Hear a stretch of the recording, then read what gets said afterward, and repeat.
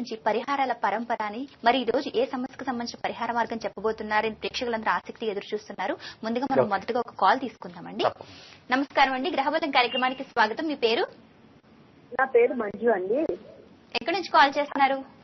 నేను వైజాగ్ నుంచి ఫోన్ చేస్తున్నామండి. డేట్ ఆఫ్ బర్త్ చెప్పండి. 8/10/1980 అండి. ఓకే అండి, సమయం చెప్పండి. 6:45 అండి, వెస్ట్ బెంగాల్ అండి. ఓకే అండి, ఉదయమా సాయంత్రం అండి? ఉదయం అండి. ఓకే, సమస్య ఏంటో చెప్పండి. అంటే హెల్త్ ప్రాబ్లమ్ గా ఉంటుందండి, ఎప్పుడు ఒంట్లో బాగోట్లేదండి, అదేనండి. ఓకే, డేట్ ఆఫ్ బర్త్ ఎవరిది? ఇదండి నాదేనండి. ఓకే అండి, సిద్ధాంత్ గారు చెప్తారు, శ్రద్ధగా వినండి. మీరు ఉత్తరా నక్షత్రం చూసుకుంటున్నారా లేక హస్త నక్షత్రం చూసుకుంటున్నారా తల్లి? నక్షత్రం 4వ పాదం అని చెప్పారండి. ఏమ్మా? ఉత్తరా నక్షత్రం 4వ పాదం అంటే ఎడ్జిలో ఉంది కదా, అటు ఉత్తర వెళ్తున్నారా హస్త వెళ్తున్నారా? రౌద్రనామ సంవత్సర భాద్రపద మాసంలో జన్మించిన ఉత్తర నక్షత్ర 4వ పాదంలో కన్యా రాశిలో జన్మించినటువంటి జాతకురాలు. మీరు అడిగినటువంటి ప్రశ్నకు నేను ఇచ్చే సూటికి సమాధానం ఏమిటంటే, ముందు దగ్గరలో ఉన్నటువంటి తెలిసినటువంటి నమ్మకమైనటువంటి విశ్వాసంతో మందులు ఇచ్చేటువంటి ఒక వైద్యుని సంప్రదించమని సలహా చెప్తాను. ఒంట్లో బాగుంటం లేదు, ఒంట్లో బాగుంటుందంటే ప్రప్రథమంగా జ్యోతిష్యుడికి మీరు ప్రధానంగా ఆయన కలిసి మీ విషయాలు చెప్పకండి, అది చాలా తప్పు.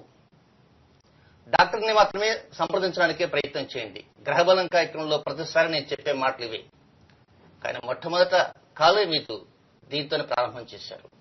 చాలా సంతోషం తల్లి. మొదట తక్షణంగా మీ దగ్గర ఉన్నటువంటి వైద్యుని సంప్రదించడానికి ప్రయత్నం చేయండి. వారిచ్చే నిర్ణయాల్ని తూచా తప్పకుండా పాటించడానికి ప్రయత్నించండి. సిద్ధాంత్ గారు, మరి ఈ రోజు ఏ సమస్యలకు సంబంధించి పరిహార మార్గం చెప్పబోతున్నారో చెప్తారా? ఈరోజు శుక్ర కుజులకు సంబంధించినటువంటి పరంపర మొదలెట్టబోతున్నాం. ఈ శుక్ర కుజులకు సంబంధించిన పరంపర అంటే సహజంగా అందరికీ గతంలో కార్యక్రమంలో చెప్పుకుంటున్నాం గనక తెలిసేది ఏంటంటే వివాహ సంబంధమైనటువంటి సమస్యలే కదా అని అనుకోవచ్చు. కేవలం వివాహ సంబంధమైన సమస్యలు కాదు, ఇతర సమస్యలు ఉంటున్నాయి. అందులో నెంబర్ 1 ఉద్యోగ సమస్యలు, నెంబర్ 2 వ్యాపార సమస్యలు, నెంబర్ 3 వివాహ సమస్యలు, నెంబర్ 4 సంతాన సమస్యలు, నెంబర్ 5 ఆత్మీయత అనురాగానికి సంబంధించినటువంటి సమస్యలు, నెంబర్ 6 ఆర్థిక సమస్యలు. కనుక ఉద్యోగ సమస్యలు, వ్యాపార సమస్యలు, వివాహ సమస్యలు, సంతాన సమస్యలు అనేటువంటి మనం ప్రతినిత్యం కూడా కావాల్సి వస్తూనే ఉన్నాయి.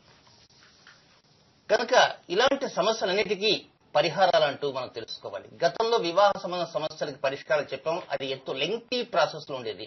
కనుక ఆ లెంగ్తీ ప్రాసెస్ లో కాకుండా 27 నక్షత్రాల్లో జన్మించిన వారి కొంతమందికి కొన్ని పరిహారాలంటూ తెలియజేయబోతున్నాం. కనుక ముందు నక్షత్రాలు, ఆ వివరాలు కూడా మనం తెలుసుకుందాం.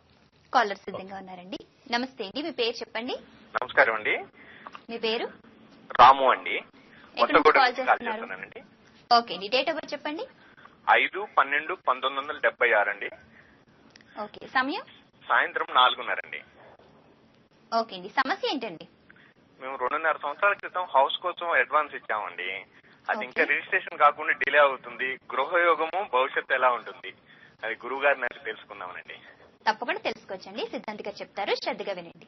నమస్కారం గురుగారు. నమస్కారం అండి. మీరు డబ్బు ఇచ్చారు, అది ఇంకా పోస్ట్ పోన్ అవుతుంది, ఇంకా ఒక కొలిక్కి రాకుండా ఆగిపోతూ ఉంది. నవనామ సంవత్సర మార్గశిర మాసంలో జన్మించినటువంటి కృత్తిక నక్షత్ర వృషభ రాశిలో జన్మించినటువంటి జాతకులు మరి 2.5 సంవత్సరాల నుంచి వెయిట్ చేస్తున్నారు. మరొక 6 మాసాలు వెయిట్ చేస్తే దాని యొక్క పరంపర ప్రారంభం అవుతుంది.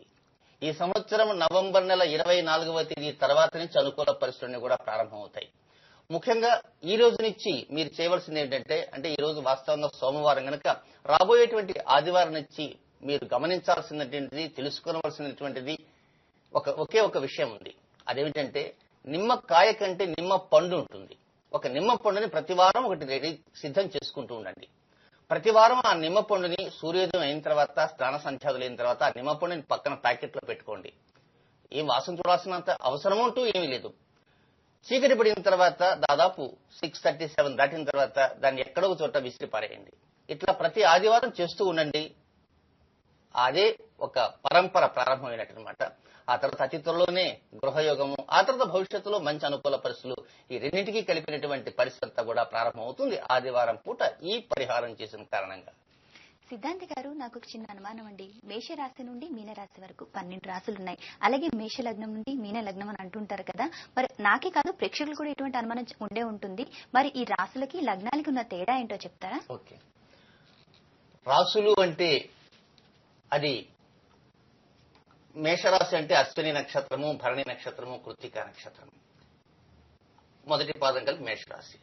లగ్నము ఉన్నట్టు ఏంటంటే సూర్యోదయం నుంచి మళ్ళా రెండవ రోజు సూర్యోదయం దాకా ఉన్నటువంటి 24 గంటల్ని ప్రతి 2 గంటలు ఒక లగ్నం కింద భావించాలి. సూర్యోదయం ప్రారంభంలో ఏ రాశిలో ఉంటాడో అదే మొదటి లగ్నం, ఆ తర్వాత 2 గంటల తర్వాత రెండవ లగ్నం, తర్వాత 2 గంటల రెండవ లగ్నం.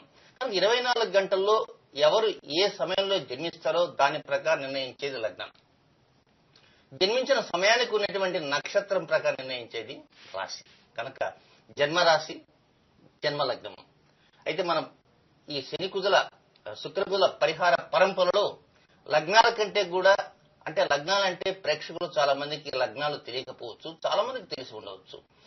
కనుక ఆ లగ్నాల జోలికి వెళ్లకుండా డైరెక్ట్ గా నక్షత్రాల జోలికి మాత్రమే వెళ్ళబోతున్నాం. ఓకే అండి, చాలా వివరంగా చెప్పారండి. ప్రేక్షకులు కూడా ఈ అనుమానం ఉండే ఉంటుంది, నివృత్తి చేశారు. అలాగే 27 నక్షత్రాల వారికి వారాలు అని చెప్పారు కదా, తెలియచేస్తానన్నారు కదా, చెప్తారా?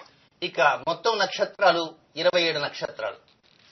అందులో కృత్తిక, ఉత్తర, ఉత్తరాషాఢ, పునర్వసు, విశాఖ, పూర్వభద్ర, ఈ 6 నక్షత్రాలు ఒక గ్రూప్. కృత్తిక, ఉత్తర, ఉత్తరాషాఢ, పునర్వసు, విశాఖ, పూర్వభద్ర, ఈ 6 నక్షత్రాల్లో జన్మించినటువంటి వారు ఆచరించాల్సినటువంటి పరిహారం, ఆచరించాల్సిన వారం ఆదివారము. మరొకసారి గుర్తు చేస్తున్నాను. కృత్తిక, ఉత్తర, ఉత్తరాషాఢ, పునర్వసు, విశాఖ, పూర్వభద్ర. పాదం ఏ పాదమైనా కావచ్చు, రాశి ఏదైనా కావచ్చు, నక్షత్రం అదనమాట. కృత్తిక రంగానే మేషంలో ఉంటారు, వృషభంలో ఉంటారు. ఉత్తర అంటే సింహంలో ఉంటారు, కన్యలో ఉంటారు. ఉత్తరాషాఢ అంటే ధనుస్సులో ఉంటారు, మకరంలో ఉంటారు.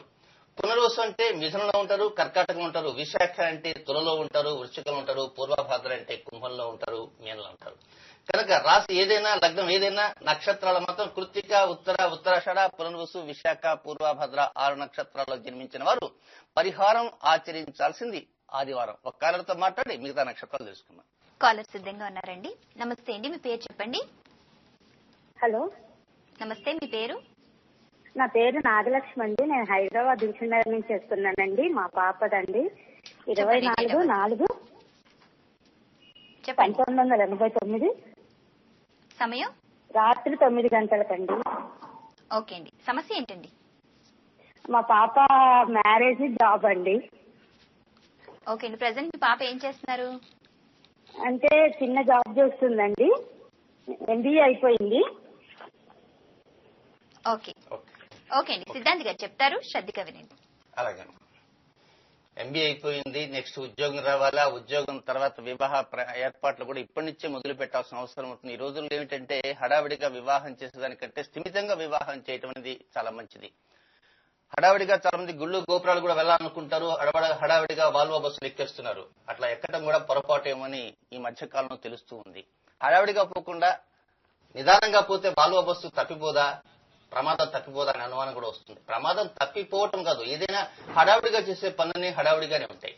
కనుక మీ అమ్మాయి యొక్క జాతక వివరాలకు వెళ్దాం తల్లి. శుక్లనామ సంవత్సర చైత్ర మాసంలో జన్మించినటువంటి జ్యేష్ఠ నక్షత్ర వృశ్చిక రాశిలో జన్మించినటువంటి జాతకురాలు. ఇక ఉద్యోగ పరంపర మరొక 3 మాసాల తర్వాత ప్రారంభం కాబోతుంది. ఆ తర్వాత నుంచి అనుకూల పరిస్థితులన్నీ కూడా రాబోతున్నాయి. భవిష్యత్ అంతా కూడా మీరు కోరుకున్న రీతిలో కంటే కూడా మెరుగైనటువంటి రీతిలో ముందుకు వెళ్లేటువంటి అవకాశాలతో ఆ పాప ముందుకు వెళ్తుంటామా, దిగులు చెందాల్సిన అవసరం లేదు. ఏలినాటి శని ప్రారంభం అవుతున్నది ఆగస్టు 4వ తేదీ ఉదయం 8:48 నుంచి.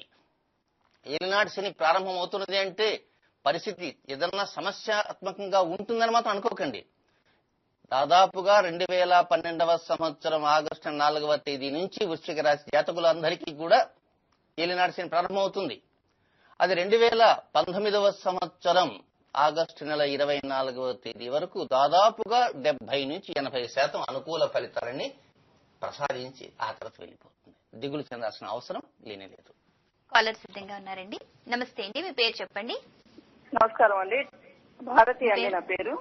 ఎక్కడి నుంచి కాల్ చేస్తున్నారు? హైదరాబాద్ నుంచి అండి. డేట్ ఆఫ్ బర్త్ చెప్పండి. 26/3/1972 టీవీ 4:05 దూరంగా వచ్చి అండి, మాట్లాడండి. సమయం 4:05 సాయంత్రం. ఓకే అండి, సమస్య ఏంటో చెప్పండి. Tirupati, place of birth Tirupati అండి. ఓకే అండి, సమస్య ఏంటో చెప్పండి. అదే హస్బెండ్ తోటి ప్రాబ్లమ్స్ ఉన్నాయండి, పేరెంట్స్ పట్టించుకోరు, బ్రదర్స్ పట్టించుకోరు. మరొకసారి మీ సమస్య స్పష్టంగా చెప్పండి. అంటే హస్బెండ్ తో రిలేషన్ డైవర్స్ దాకా నడుస్తుందండి. 2 years నుంచి నాకు సొంత ఇల్లు ఉంటున్నా, నేను ఏ ఉద్యోగంలో వెళ్ళాలి, నాకు 10 సంవత్సరాలు okay, date of birth. Okay అండి, ఓకే. సిద్ధాంత్ గారు చెప్తారు, శ్రద్ధగా వినండి. ఓకే అమ్మా, పరిస్థితి అర్థమైంది తల్లి. మీరు ఇచ్చిన డేట్ ఆఫ్ బర్త్ ప్రకారం 26/3/1972 సాయంత్రం 4:05 పరిధావినామ సంవత్సరంలో చైత్రమాసంలో జన్మించినటువంటి మఖ నక్షత్ర సింహరాశిలో జన్మించినటువంటి జాతకురాలు. మనం గతంలో కుజశనుల సంఘర్షణ గురించి కొన్ని వివరాలు కూడా చెప్పుకున్నాం, కొన్ని పరిహారాలు కూడా చెప్పుకోవడం జరిగింది. అయితే లెంగ్తీ ప్రాసెస్ పరిహారాల కంటే కూడా ఈజీగా ఉండేటువంటి పరిహారాలు, త్వరితంగా అయ్యేటువంటి పరిహారాలు కూడా పరంపర ఈ రోజు నుంచే ప్రారంభమైందమ్మా.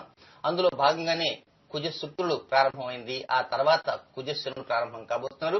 మీ జాతకంలో కూడా జన్మరాశికి దశమ స్థానంలో కుజశనుల యొక్క కలయిక ఉండటము, ఆ తర్వాత కుజుని యొక్క చతుర్థ వీక్షణ జన్మరాశిపై పడటము, ఆ తర్వాత మరికొన్ని ఇతర సంబంధమైనటువంటి అంటే కలత్ర సంబంధంగా ఉన్నటువంటి సమస్యలతో బాధపడుతున్నారు. కనుక అతి త్వరలోనే మరొక కుజశనుల సంఘర్షణకు సంబంధించినటువంటి పరిహారాల పరంపర ప్రారంభం కాబోతుందమ్మా.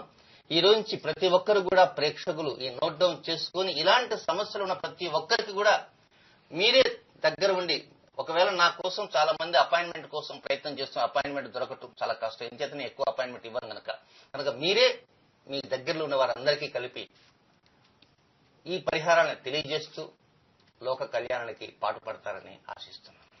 సిద్ధాంత్ గారు, మరి మీరు పరిహారాల పరంపర అని చెప్తున్నారు కదా, కొంతమందికి అసలు పంచాంగం చూడటమే రాదండి. తిథి, వారం, నక్షత్రం, వర్జ్యం, దుర్ముహూర్తం ఇలా ఏది చూడటం రాదు. మరి అందరికీ అర్థమయ్యే విధంగా ఆ వివరాలు కూడా త్వరలో తెలియజేస్తే బాగుంటుంది కదా. తప్పకుండా ఆ ప్రశ్న బహుశా రేపు ఎల్లుండినే రాబోతుంది. ఈ లోపలే సమన్వయకర్తగా వ్యవహరించేటువంటి శ్రీమతి జయ చెప్పేసింది, అడిగేసింది. చాలా మందికి నక్షత్రాలు గుర్తుండవు. ఇప్పుడేమో నక్షత్రాలు చెప్పుకుంటూ వస్తున్నాం, మరి మాకు నక్షత్రం లేదండి, మరి ఏమిటి? మరి నక్షత్రం లేని వారి పరిస్థితి ఏమిటి? అది కూడా రాబోతుంది. ఈ పరిహారాల పరంపరలో నక్షత్రాల సెక్షన్ ఉంటుంది, నక్షత్రాలను తెలియని సెక్షన్ ఉంటుంది. అప్పుడు డౌట్ వచ్చేస్తుంది. ఇప్పుడు నేను నక్షత్రం తెలియదని అనుకుని చేస్తున్నాను, ఒకవేళ కొంతకాలం చేసిన తర్వాత మా బాబాయో పిన్నియో ఎవరో ఉండి ఫలానా నక్షత్రంలో చెప్పేవాడు, అప్పుడు ఎట్లా? ఏ ఇబ్బంది పడాల్సిన అవసరం లేదు.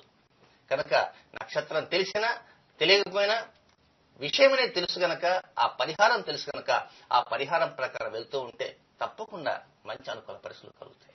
సిద్ధాంత్ గారు, మరి 27 నక్షత్రాల్లో కొన్ని నక్షత్రాల వారికి చెప్పారు కదా, మిగిలిన నక్షత్రాల వాళ్ళకి చెప్తారా? ఆ తర్వాత నక్షత్రాలు నోట్ డౌన్ చేసుకోండి. ఆశ్లేష, జ్యేష్ఠ, రేవతి, భరణి, పుబ్బ, పూర్వాషాఢ, పుష్యమి, అనురాధ, ఉత్తరభద్ర. ఈ మొత్తం 9 నక్షత్రాలు. మరొకసారి చెప్తాను. ఆశ్లేష, జ్యేష్ఠ, రేవతి ఈ 3 బుధ నక్షత్రాలు అంటారు. భరణి, పుబ్బ, పూర్వాషాఢ ఈ 3 కూడా శుక్ర నక్షత్రాలు. అనురాధ, పుష్యమి, ఉత్తరభద్ర ఇవి శని నక్షత్రాలు. ఈ 9 నక్షత్రాల్లో జన్మించినటువంటి వారు పరిహారం ఆచరించవలసినటువంటి రోజు శుక్రవారము. కనుక శుక్రవారం నాడు మాత్రమే ఆ పరిహారం అనేది పాటించాల్సిన అవసరం ఉంది. ఇక ఆ తర్వాత కొన్ని నక్షత్రాలు తెలియజేస్తాను. అది కూడా ఏమిటంటే అశ్వని, మఖ, మూల ఇవి కేతు నక్షత్రాలు. అశ్వని, మఖ, మూల. అలాగే ఆరుద్ర, స్వాతి, శతభిషం ఇవి రాహు నక్షత్రాలు. మరొకసారి చెప్తాను నక్షత్రాలు. అశ్వని, మఖ, మూల, ఆరుద్ర, స్వాతి, శతభిషం ఈ 6 నక్షత్రాల వారు పరిహారం ఆచరించవలసినటువంటి రోజు బుధవారము. ఇంకా మిగిలిన నక్షత్రాలు ఉన్నాయి, అవి ఒక 6 నక్షత్రాలు. రోహిణి, హస్త, శ్రవణం, చిత్త, ధనిష్ట, మృగశిర. రోహిణి, హస్త, శ్రవణం, ధనిష్ట, చిత్త, మృగశిర ఈ 6 నక్షత్రాల్లో జన్మించినటువంటి వారు పరిహారం పాటించవలసినటువంటి రోజు సోమవారము. కనుక 27 నక్షత్రాలు మనకు తెలిసిపోయినాయి, పాటించవలసినవి కూడా తెలిసిపోయినాయి. ఇంకా వివరాల్లోకి వెళ్దాం. పరిహార వివరాలకు కాదు, దీంట్లో ఉన్నటువంటి ఫలితాలు ఏమిటి, దుష్ఫలితాలు ఏమిటి, ఆ దుష్ఫలితాలు ముందు తెలుసుకుందాం. ఓకే అండి. మీరు కూడా సిద్ధాంత్ గారితో మాట్లాడాలనుకుంటే కాల్ చేయవలసిన నెంబర్ 7702544488. ఈ నెంబర్ కు మాత్రమే కాల్ చేయండి. కాలర్ సిద్ధంగా ఉన్నారండి. నమస్తే అండి, మీ పేరు చెప్పండి. హలో, నమస్కారం అండి. మీ పేరు చెప్పండి. శ్రేయ అండి. ఎక్కడి నుంచి కాల్ చేస్తున్నారు? హైదరాబాద్ నుంచి అండి. డేట్ ఆఫ్ బర్త్ చెప్పండి. 18/11/2001 అండి. ఓకే అండి. సమయం 7:25 అండి. ప్లేస్ ఆఫ్ బర్త్ హైదరాబాద్ అండి. ఓకే అండి. డేట్ ఆఫ్ బర్త్ ఎవరిదండి? మా పాపదండి. ఓకే, ఏ విషయం గురించి తెలుసుకోవాలనుకుంటున్నారు? అంటే ఫ్యూచర్ ఎలా ఉంటుంది, చదువు అమ్మాయికి ఫ్యూచర్ ఎలా ఉంటుంది, ప్లస్ ఏం చదువుతుంది అమ్మాయి? ఉన్నాయా, ఏమన్నా పాటించాలా అని. ఓకే అండి. ఏం ఏ చదువుతుంది అమ్మాయి? రంగంలో వెళ్తే బాగుంటుంది ఈ అమ్మాయి? అన్ని చెప్తారండి. మీ అమ్మాయి ఏం చదువుతుందో చెప్పండి. మా అమ్మాయి 6th అండి. అంటే ఓకే అండి, సిద్ధాంత్ గారు చెప్తారు, శ్రద్ధగా వినండి. వదిలేశారండి, అందుకనేసి. ఓకే అలాగే అమ్మా. మీ ప్రశ్నకు సమాధానం చెప్పబోయే ముందుగా ప్రేక్షకులకు చిన్న గమనిక. ఇప్పుడు ఈ ప్రశ్న అడిగే ముందుగా ప్రశ్న అడగదలుచుకున్న వారంతా కూడా ఆ నెంబర్ కి కాల్ చేయండి అని తాను చెప్పారు. ఆ నెంబర్ కాల్ చేయండి అంటే 8 గంటల లోపలే, గ్రహబలం కార్యక్రమం అయిపోయే లోపలే. ఇంకా ఈ గ్రహబలం అయిపోయిన తర్వాత కూడా చాలా మంది చేస్తూ ఉన్నారు. దయచేసి అలా చేయకండి. గ్రహబలం కార్యక్రమంలో ఈ సీట్ లో కూర్చొని చెప్పే సేపట్లో మాత్రమే మీరు చేయండి. ఆ తర్వాత మాత్రం చేస్తే వేరే కార్యక్రమాలు జరుగుతుంటాయి, వారికి ఇబ్బంది కలుగుతూ ఉంటుంది. ఇక మూలా నక్షత్రంలో జన్మించినటువంటి జాతకురాలు మీ పాప చాలా బుద్ధిమంతురాలు. అల్లరి అనేది విషయం కాస్త పక్కన పెడదాం. స్వీట్స్ మాత్రం కొంచెం తగ్గించి ఏర్పాటు చేయాల్సిన అవసరం ఉంది. ముఖ్యంగా 10th క్లాస్కి వచ్చిన సమయం దగ్గర నుంచి మీ యొక్క ఆశలన్నీ కూడా ఎక్కడా కూడా అడియాసలు కాకుండా చాలా వరకు మీ ఆశలు దిగినీకృతం అయ్యే విధంగా, భవిష్యత్ అంతా కూడా పుంజుకునే విధంగా, ముందుకు వెళ్లే విధంగా గ్రహచార స్థితిగతులన్నీ కూడా మీ పాపకు అనుకూలిస్తాయి. అన్ని రంగాల్లో వెళ్ళగల శక్తి సామర్థ్యాలు ఉన్నటువంటి పాప మీ పాప. సిద్ధాంత్ గారు, మరి పరిహారంలోకి వెళ్లబోయే ముందు శుక్రకుజుల కలయిక వల్ల వచ్చే ఫలితాలు, దుష్ఫలితాలు చెప్తానన్నారు కదా, చెప్తారా? ఇక శుక్రకుజుల కలయిక వలన అసలు ఎక్కడెక్కడ మనకు ఫలితాలు ఎలా ఉంటాయి, దుష్ఫలితాలు, ముందు వాటి వివరం మనం తెలుసుకోవాలి. ఒక్కొక్కసారి ఉద్యోగం చేస్తూ ఉంటారు. ఈ మధ్యకాలంలో కొంతమంది కాలర్స్ కూడా అడిగారు. ఉద్యోగం చేస్తూ ఉంటారు, ఉన్న ఫలంగా కూడా ఆ ఉద్యోగంలో అనేక రకమైనటువంటి లోటుపాట్లు వస్తుంటాయి. తాము చేయనటువంటి నేరానికి తప్పు అనుభవించవలసినటువంటి పరిస్థితి కూడా ఏర్పడుతుంది. ఒక్కొక్కసారి తాము తప్పు చేయలేదు అనేటువంటి నమ్మకం వారికి 150% ఉన్నప్పటికీ కూడా ధైర్యంగా ఒక రక్షణ శాఖ వారి దగ్గరికి కానీ లేక మరొకరి దగ్గరికి వెళ్లి గోడు చెప్పుకుందామని వెళ్ళినప్పటికీ కూడా అక్కడ చుక్క ఎదురవుతుంది. తాము 100% తప్పు చేసిన విధంగా అక్కడ ఉన్నటువంటి రికార్డ్స్ ద్వారా తెలుస్తుంది. ఎవరికి చెప్పుకోవాలి? వాస్తవానికి జరుగుతున్న తంతు కూడా ప్రస్తుత రోజుల్లో అలాగే ఉన్నది కూడా. కనుక ఉద్యోగరీత్యా ఎన్నో రకమైనటువంటి లోపాలతో చాలా సమస్యలు వస్తూ అనుకోకుండా ఉద్యోగం ఊడిపోతూ, లేదా భార్య ఒకచోట భర్త ఒకచోట ఉండి భార్యాభర్తల మధ్య ఎక్కడా కూడా సమన్వయంగా వారిద్దరు కూడా ఉండటానికి అవకాశం లేకుండా ఉండే విధంగా కూడా ఉద్యోగాలు ఉంటూ ఉంటాయి. అలాగే ఉద్యోగానికి ఎన్నో రకాల అప్లై చేస్తూ ఉంటారు, పరిస్థితి మాత్రం దగ్గర వస్తూ ఉంటుంది. రేపు తప్పకుండా ఇస్తామండి అంటారు. ఒక్కొక్కసారి ఆర్డర్ కూడా చేతికి వస్తుంది. ఆర్డర్ చేతికి వస్తుంది, అక్కడ పోయేటప్పటికి మాత్రం ఏముండదు. అలాంటి వాళ్ళు కూడా ఎక్కువ వాళ్ళకి వస్తారు. వ్యాపారంలో భాగస్వామ్య వ్యాపారం కావచ్చు, ఏకస్వామ్య వ్యాపారాలు కావచ్చు, ఎలాంటి వ్యాపారమైనా అది 5 రూపాయల దగ్గర నుంచి కోట్ల వ్యాపారాలైనా సరే, ఎంత పెద్ద వ్యాపారమైనా, కమిషన్ వ్యాపారం, పెట్టుబడి లేని వ్యాపారం కూడా ఉంటుంది. కనుక ఆ వ్యాపారంలో తెలియనటువంటి లోపాలు వస్తుంటాయి. ఒక్కొక్కసారి తెలిసిన లోపాలను సరిదిద్దుకోలేక నష్టపోతుంటే, ఒక్కొక్కసారి తెలియని లోపాలు వచ్చి అనవసరంగా చాలా వరకు బాధలు పడుతుంటారు.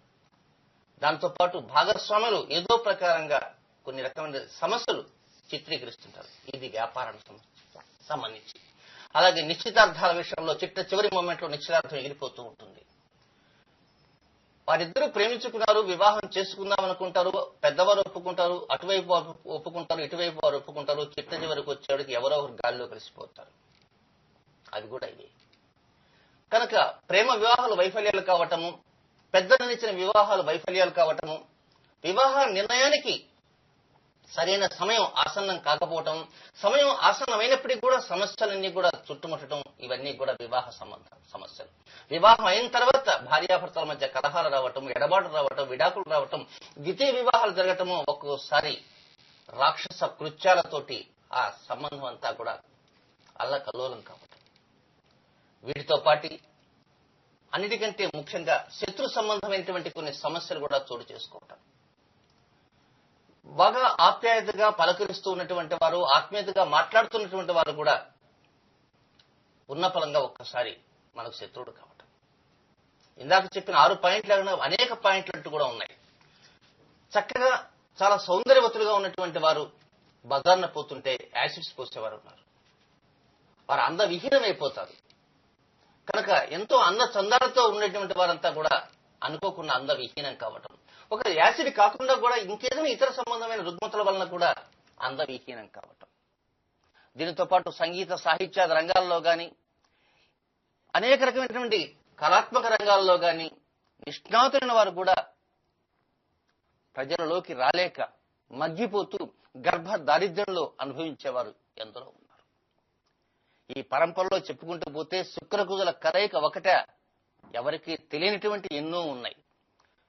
ఒక్కొక్కసారి ఎంతో తెలిసినటువంటి వ్యక్తి, పండితుడుగా ఉండేటువంటి వ్యక్తి కూడా కొన్ని కారణాల వలన తప్పులు కూడా చేస్తూ ఉంటారు.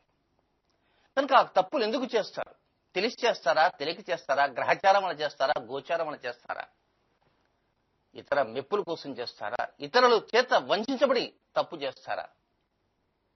కనుక శుక్రకుజుల కలయికకు సంబంధించినటువంటి పరిహారం ఒకటి ఉంది.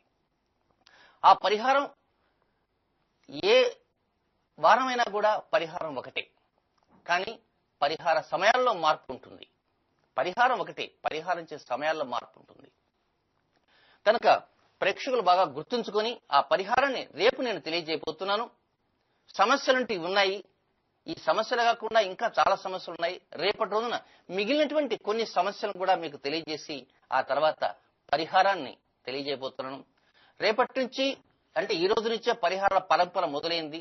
ఆ తర్వాత ఎన్నో ఆగిపోయినటువంటి చెప్పవలసినవన్నీ ఉన్నాయి. గ్రహబలం కార్యక్రమంలో వాగ్దానాలు చేసిన ఉన్నాయి.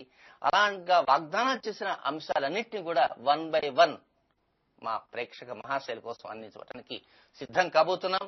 కనుక తప్పకుండా కరెంట్ లేకపోయినా ఇతరుల ద్వారా తెలుసుకోవడానికి ప్రయత్నం చేయండి. ఓకే అండి. ఈ రోజు కార్యక్రమంలో ప్రేక్షకుల జాతక సమస్యలకు పరిష్కార మార్గాలతో పాటు శుక్రకుజుల కలయిక వల్ల వచ్చే సమస్యలకి సంబంధించిన వివరాలు తెలియజేశారండి. ధన్యవాదాలు. ఈనాటి గ్రహబలం కార్యక్రమంలో మీ జాతక సమస్యలకు పరిష్కార మార్గాలతో పాటు ఎన్నో వివరాలు తెలుసుకున్నారు కదా. రేపటి కార్యక్రమంలో సిద్ధాంత్ గారు శుక్రకుజుల వల్ల వచ్చే కలయికి సంబంధించిన సమస్యలకు సంబంధించిన పరిహార మార్గాన్ని తెలియజేయబోతున్నారు. కనుక తప్పకుండా ప్రతి ఒక్కరూ చూడండి, అందరికీ చెప్పడానికి ప్రయత్నించండి. ఇది ఈనాటి గ్రహబలం కార్యక్రమం. రేపటి గ్రహబలం కార్యక్రమంలో మళ్ళీ కలుద్దాం. అంతవరకు సెలవు. నమస్కారం.